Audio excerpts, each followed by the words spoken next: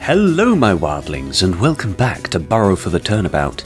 In the last episode we had a less than pleasant chat with him, Mr. Otto Hops, an elderly gentleman whose attitudes are a bit outdated, shall we say. I also didn't know what to do, but thanks to some helpful hints from the comments, thank you again, I will now know where to go and what to do. But before I do that, I will say that over the next couple of weeks, the next 2 weeks after this, I don't know if I'll be able to get any more episodes of this out. Unfortunately, my work schedule is going to be ridiculous for the next 2 weeks. So I don't know if I'm going to have time to record and edit these episodes, since these take the longest for me to do. There'll be other stuff there if I can't do this, and if I'm going to try. If I can find the time, I'll do it, but just warning you, if it's not there, that's why. Anyway, time to do what we're supposed to do. To the detention centre. Hello, Gideon. Oh god, he's so adorable. Right, I need to present something to you. Let's go with a medical report, just for funsies.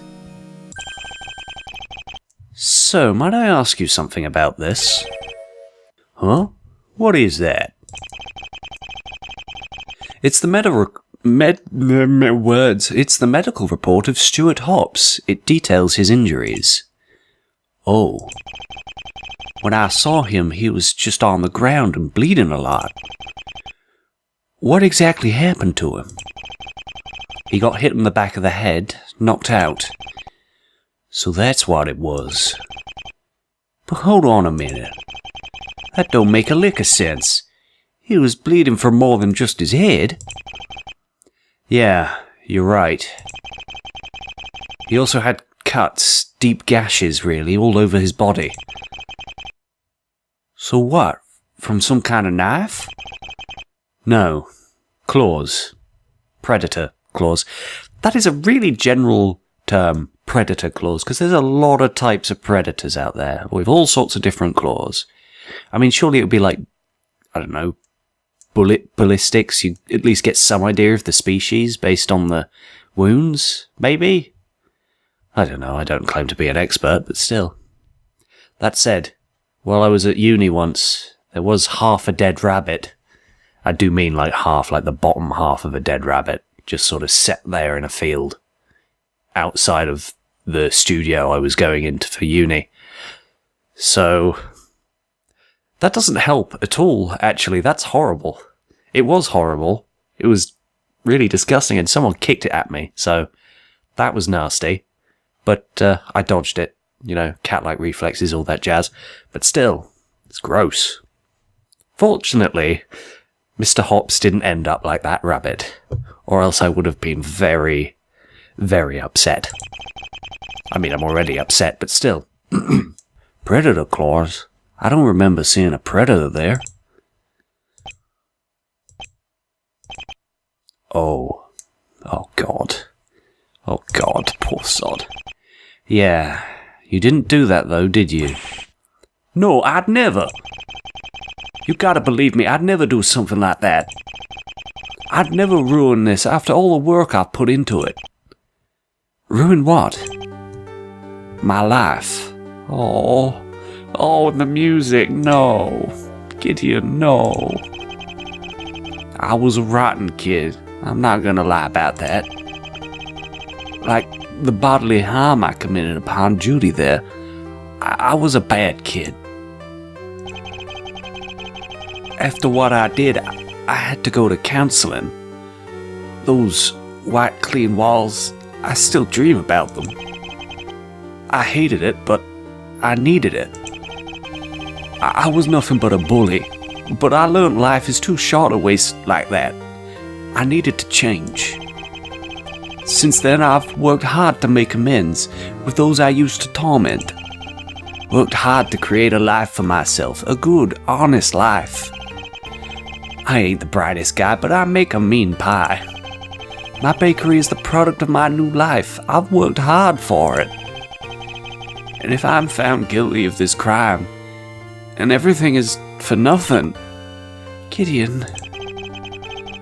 All the trust and respect I've worked hard to earn, it'll all be gone. Please, Mr. Wright, help me.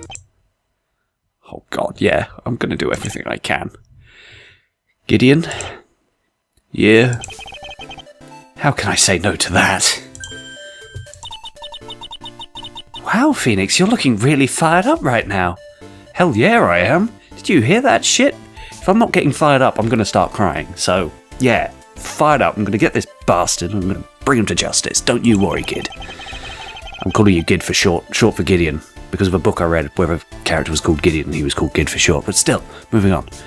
When there's an innocent life on the line, I'm always fired up. I also can't... Yes, there we go. Oh, we'd better prepare for the court case then. Besides, it's fun watching you shout. I do shout a lot, don't I? I don't know how to thank you. A check would be nice, but it wouldn't be the first time I didn't get paid for this job. True. Maybe not the best time to bring it up, though. Yeah, just keep it to yourself. Don't actually say that out loud. Not the best time for that. Not after that big speech. Don't worry about it. Let's just focus on getting you cleared first. Roger that. I'm rather looking forward to being at the defence's bench. Never done that before. If Mayor can do it, anyone can. Mayor's pretty special, to be fair. So, maybe that's a bit insulting. If she heard that now, she'd probably do the whole puffy cheeks thing and glare at you. You'll be fine. Anyway, we've got a trial to win. Let's not waste any time. Right. Yes, let's go. And so the time to step back into the courtroom came again.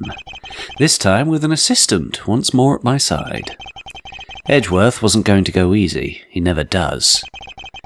And we had to be ready for anything. I'm not sure I'm ready for anything. I mean, if he runs at me with a sword... Oh no, wait. I've still got that shotgun from all those episodes ago. Rubber bullets, of course. I mean, I'm not going to kill my friend Edgeworth, although he is trying to kill me in this situation, so maybe. Well, no. No, not if I can avoid it. Zootopia Courthouse. Defendant's Lobby 2, August 7th, 10:50 a.m. Hello, Gideon. Well, don't this place look nice and fancy? Still, I hope I won't see too much of this place. Don't worry, you have confetti to look forward to if we win. Haha. Yes you do. Yeah, who even throws that stuff? I mean, I hate to break it to you, but it's me, like in a corner with a bag full. It's great. Back home, it's usually Detective Gumshoe. The only reason he doesn't throw it whenever Edgeworth wins is because he docks his pay for it. Ouch. I must admit, I'm a tad nervous. You'll be fine, I promise. Yeah, we believe in you. Thanks, guys. I take it you're all holding up all right? Oh, come to wish us luck, have you? You know it, Carrots. Try not to enjoy playing lawyer too much. I don't want you changing your career. I'm scared she'll leave you without a partner. Heh, don't I know it. Could the defense and the defendant, and the defense please enter the courtroom? Oh, sounds like the show's about to start. Yeah, I guess it is. I suppose I'll go help Clawhauser with the confetti he likes to throw when you win. Haha. I thought it would be Clawhauser. Oh, of course it was him.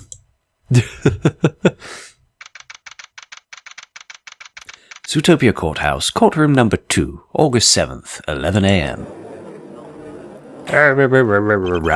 Rabble. Court is now in session for the trial of Mr. Gideon Gray. Oh, it's been a while since I've done this voice. I like it, it's fun.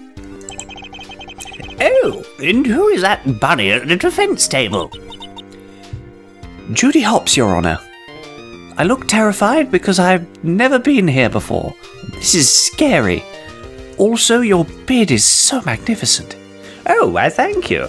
I comb it quite regularly, and I make sure to use the best of conditioner. Although I found in this world you don't have it anymore. I found this fur stuff, but it's not the same, you know? I see. Well, it still looks absolutely glorious, Your Honour. Oh, well, flattery will get you everywhere. Well, that's decided. He's innocent. Dunk. That is a terrible gavel sound. The only way it would be worse if it was like the squeaky hammer sound. Oh god, that's hilarious. So the judge lost his hammer and had it replaced with a squeaky one. Squeaky, squeaky, squeaky, squeaky. Order! Squeaky, squeaky, squeaky, squeaky. I'm on leave from the ZPD and I'm currently working as Mr. Wright's assistant. Couldn't stay out of the investigation, could you? Oh, would you let something like that stop you, Edgeworth? No, I never have done in the past. I even made myself Francesca's subordinate not so long ago, just as Miss Hops has done here. I imagine that's from the Edgeworth games, which I still need to play. I need to find somewhere to buy them. I'll check Amazon. Amazon's where I got the other games, so makes sense.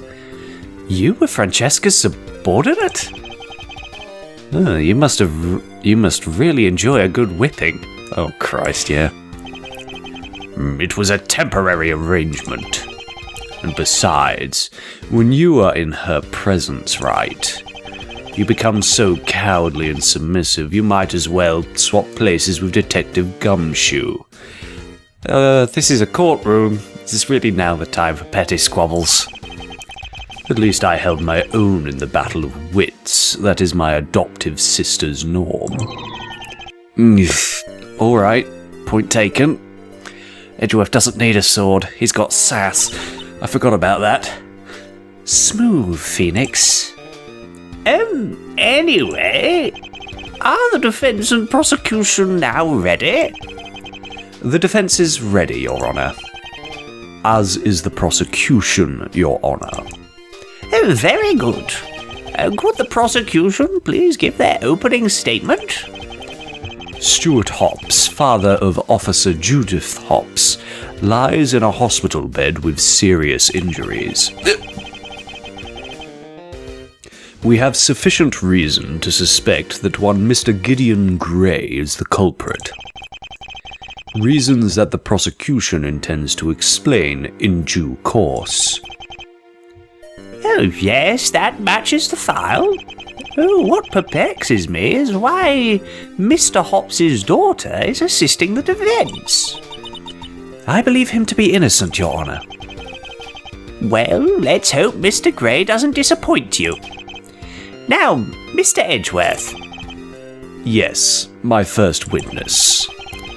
I once more call the Chief of the Police to stand as my first wiki-wiki-witness. I don't know if you know, but I once moonlit as a DJ. I call Chief Bogo to the stand. Oh God, this voice. Whenever you're ready, Mr. Edgeworth. Of course. Please talk the court through the events leading up to the crime. Of course. It is a simple ask. I better have a sip of my drink before I do the rest of this.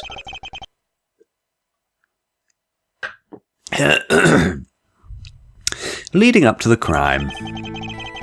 The crime took place on the 2nd of August. Burrow was having a festival of sorts. The victim had just met up with his daughter, along with both Mr. Wright and Mr. Edgeworth. He then went alone to an area just behind all the festivities, a barn. And that is where he was attacked. Oh, such a fun event ruined by the criminal mind. How unfortunate. I have to agree with you there, Judge. Really is a shame when stuff like that happens. I mean, it's a shame when it happens at any point in time, no matter where, but there's something extra worse about it when it's at somewhere fun. I'm not entirely sure that sentence was grammatically correct, but I'm going to just roll with it. Either way, the defence may begin its cross-examination.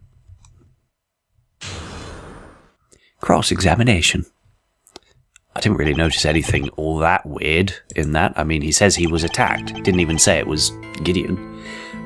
The crime... I'm not going to keep doing the voice because it's killer on my throat at the moment. It's normally fine if I've done a warm-up, but I haven't had the time recently. The crime took place on the 2nd of August. Okay. Are you certain of that? Mr. Wright, you were there. Oh, yeah, I kind of jumped the gun on that one.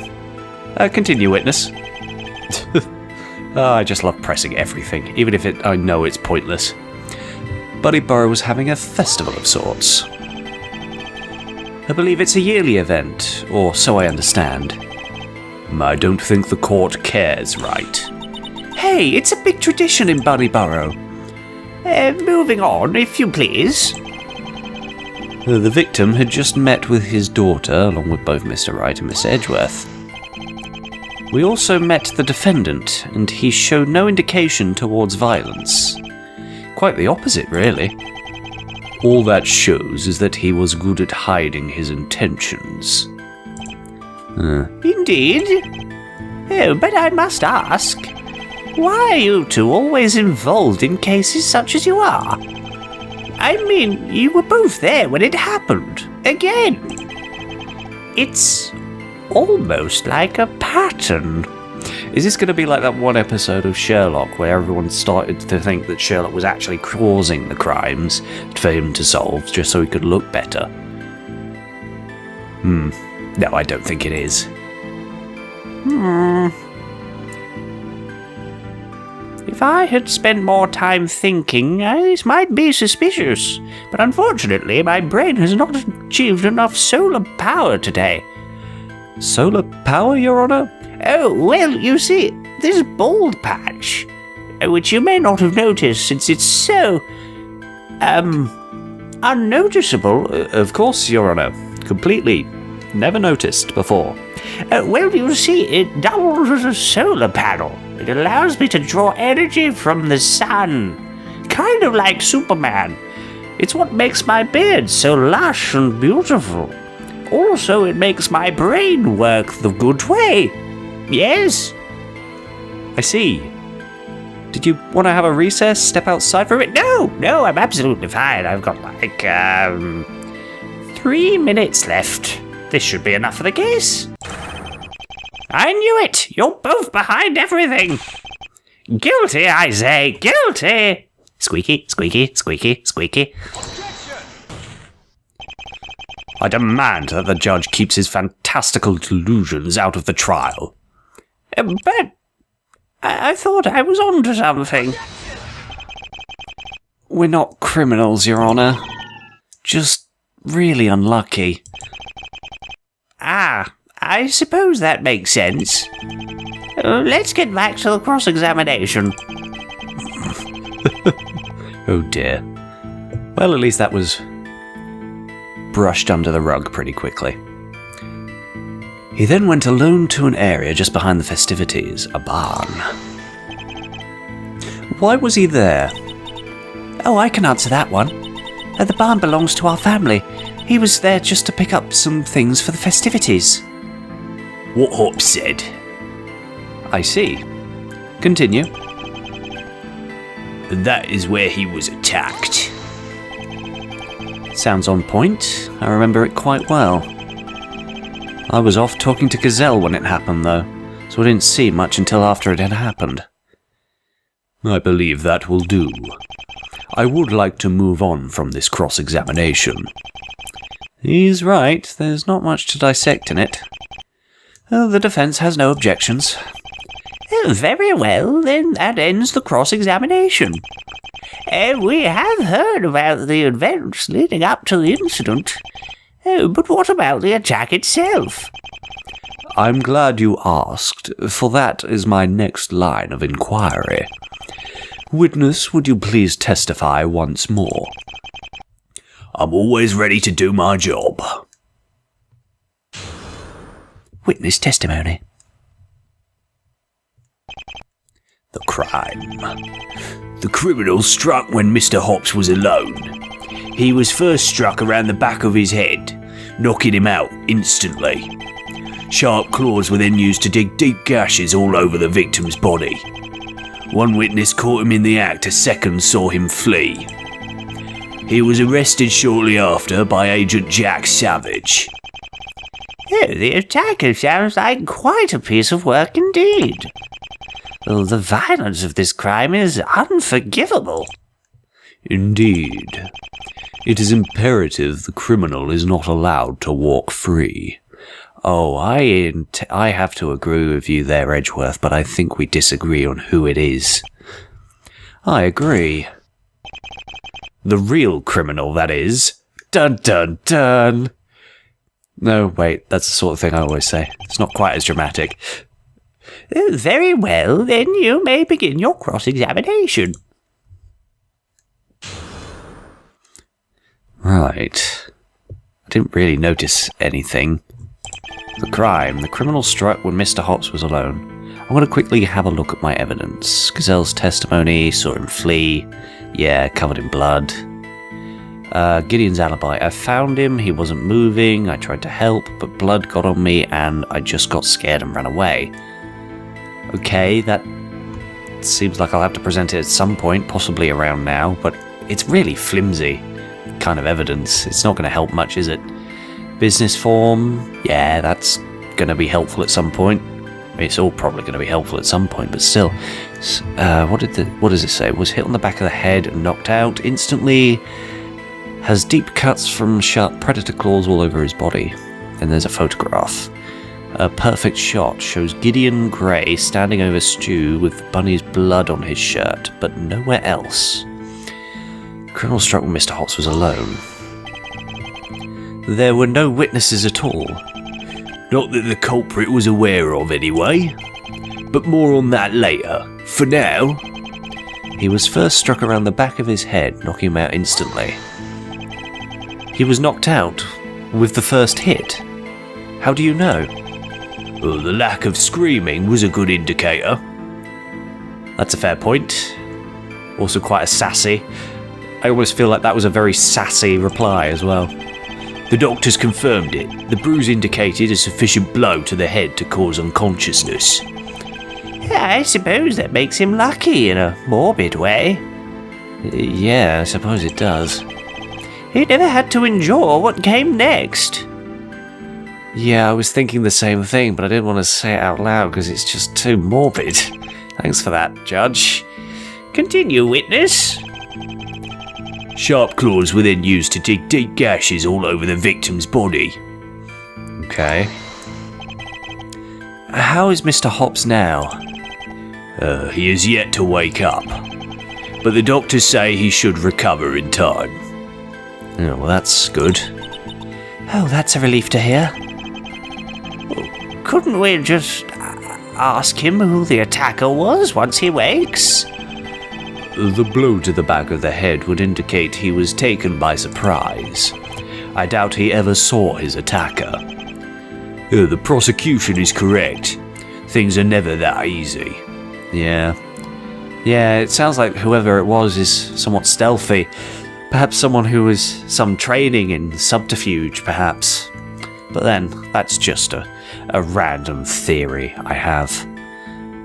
Hopefully I get the chance to prove it, though. Unfortunate, but understandable. Continue. One witness caught him in the act. A second saw him flee. Okay. Are these witnesses sure of what they saw? Very sure. Given all the evidence and the testimony, Mr. Gray's guilt is the only current plausible possibility. It is? Is there something wrong with that? Is there any other potential evidence? I suppose given the evidence I have at this current time that I can present, does seem like the most possible thing. What did he say? Possibility, that's the word. Most plausible possibility. I feel like I want to present the business form, but probably not now. going to make a new save it either way. And I'm going to say no. Continue, witness. He was arrested shortly after by Agent Jack Savage. And he got in contact with you directly afterward, correct? That is correct. He informed us what happened and he took over the investigation from there. I hate to say it, but that does fit with what we know. I know something feels off to me. Take another look over and check the court record. Yeah, I've been doing this for a few years, you know. Still, I probably should do as she says, if she feels that way. Okay, so maybe I should have said yes to that problem. Nope, that's not the thing I was supposed to press. Keep going. Keep it up. Nope, that's not it. Here it is. One witness caught him in the act, a second saw him flee. Yep, very sure, given all the evidence. Is it? Yes. I'm not so sure I should dig more. Witness, add that to your testimony. Continue, witness. Mr. Wright's guilt is the only plausible possibility. Press that. The only one? Is what the evidence shows us. We found no evidence of another predator at the scene at the time. I see. I think you should add that to your testimony. There was no evidence of a second predator at the scene at that time. Let's have a look. Details business transactions between Stu's farm and Gideon's bakery. Gideon's business. No. Medical record was hit on the back of the head and knocked out instantly. Steep cuts all over his body. Gideon's alibi. Alibi? I found him. He wasn't moving. I don't feel like I'm going to present that anywhere because that's just too flimsy. Saw him flee the scene, covered in blood. Gonna keep pressing. So you're looking exclusively for predator suspects? Given what we know, only a predator could have committed the crime. Only a predator, huh? Makes sense, I guess. It's not like a bunny could claw a person in such a violent way. Uh-huh. Sure. We'll see about that. He was arrested shortly after by Agent Jack Savage. No evidence of a second predator. Perfect shot shows Gideon standing over Stu with the bunny's blood on his shirt, but nowhere else. Sorry, my bad. Knocking the table again. We'll make a new save. There's something. There must be something here. Oh, I'm gonna try the alibi. Fuck. Nope, that's wrong. That statement holds a contradiction in the time travel. I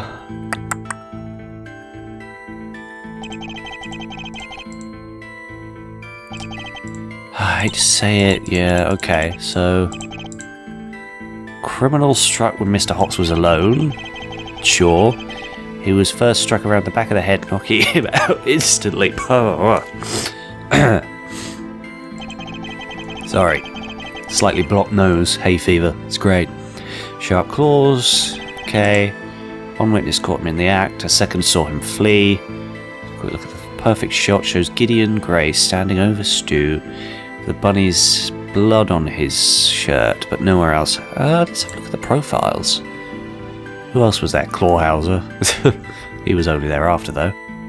David Koala Bell, a reporter for the Zootopia News Network. I mean, koalas aren't predators, but I believe they're known to have pretty sharp claws. I don't know. Sorry, I'm also tired. It's just one thing after another for me, isn't it? Mr. Gray's guilt is the only plausible possibility. No evidence of a second predator. He was arrested. Okay, no evidence of a second predator. I feel like that's the one I have to present for, but I don't know with what.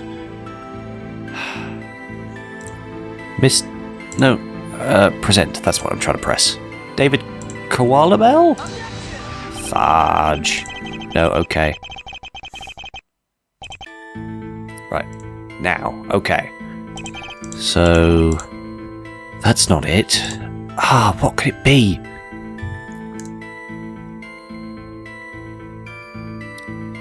The photograph, I guess. There's blood on his shirt, but nowhere else? Come on. Damn it. No, I have to wait until he finished speaking before I can time travel. Forgot about that.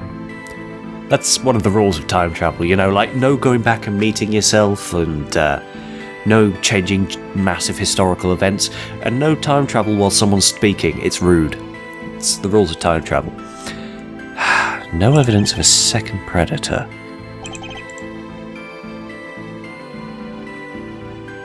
I don't know why I'm focusing on this. I don't have any evidence of another predator.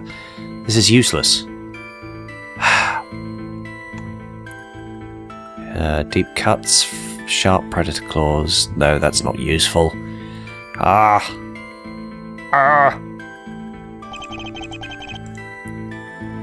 Maybe this is where I present the alibi? Let's give it a go. Okay, so I do present the alibi here. Oh, the only possibility? I can think of another. Another? I spoke with my client and he has this to say. I found him. He wasn't moving. I tried to help, but blood got on me and I got scared and ran away. That certainly provides a very real possibility as to what happened. Well, you're not wrong. Okay, so I guess the alibi has some use. Fair enough. Oh, yes. It certainly can fit in with what has been said so far. But if that was the case, it would leave some unanswered questions. After all, there is no other suspects. That we yet know of. I'm not done yet. I have plenty of reason to believe my client is innocent. This is just the start. But should he be telling the truth, then he was nothing more than a good Samaritan. A what? It's, a saying where I come from. Point is, he was only trying to help and got overwhelmed. He was in the wrong place at the wrong time. If he is telling the truth. But it could easily be a mere excuse, a way to save himself. But he could very well be telling the truth. This is one incident I do not believe he is responsible for. Oh God, the smirk. It's hardly one incident, is it? Mr. Edgeworth? It should be brought to your attention that this isn't the first attack in Bunny Burrow recently. Wait, Bonnie said something similar. Oh, why, another attack? Why him? Oh, no.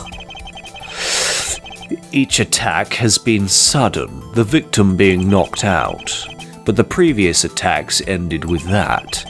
The culprit obviously got brave and went a step further this time. I might add that the victims were bunnies.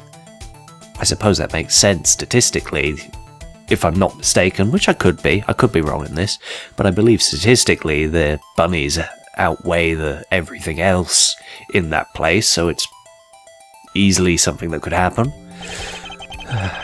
In the past, no suspects were brought forward. Until now, when Gideon Gray was caught in the act. He wasn't really caught in the act, per se. There's no evidence of him actually doing it, just him being there. You make a good case, Mr. Edgeworth. It does seem more likely than the defence's theory, but that's not for certain. I need more evidence to rule a verdict either way. Then I shall start that process with my next witness. I shall next call out the person who saw Mr. Gray flee the scene.